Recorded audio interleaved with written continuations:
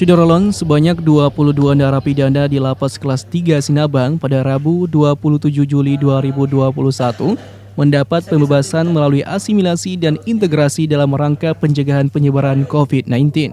Hal itu dilakukan sesuai dengan Peraturan Menteri Hukum dan HAM Nomor 24 Tahun 2021. Kegiatan pembebasan 22 orang narapidana tersebut dipimpin langsung oleh Kalapas Kelas 3 Sinabang, Suparman SH, serta disaksikan perwakilan dari Kejaksaan Negeri Simelu, Pengadilan Negeri Sinabang, Polres Simelu, serta Balai Permasyarakatan Nagan Raya yang wilayah kerjanya mencakup Lapas Kelas 3 Sinabang. Kalapas Kelas 3 Sinabang, Suparman, serta perwakilan dari Bapas Nagan Raya menegaskan kepada para napi yang mendapatkan asimilasi untuk tidak melakukan pelanggaran hukum, serta wajib lapor dan menjaga protokol kesehatan. Yang menerima asimilasi COVID ini dalam bentuk pelanggaran hukuman 4 tahun ke bawah.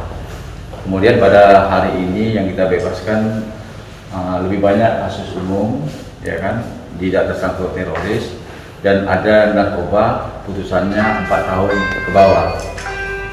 Hari ini kita keluarkan sudah melalui birokrasi yang sudah dihitung oleh pihak dari Bapas berjumlah 21 orang. 22 orang. Nanti secara teknis dari Bapas, ya para mereka ini wajib lapor mungkin 2 minggu pertama ya. Mereka dalam melalui pelaksanaan bebas COVID ini dalam proses sedang menjalani, apabila dia melakukan unsur pidana lain, unsur pidana lain akan dikenakan yang baru dan keputusan COVID ini akan dibatalkan. Kita nanti akan buat berita acara dengan pihak Bapas, ya Bu ya.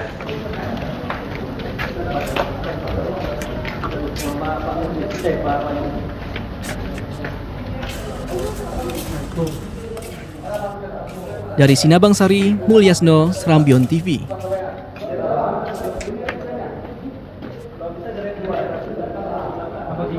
Masker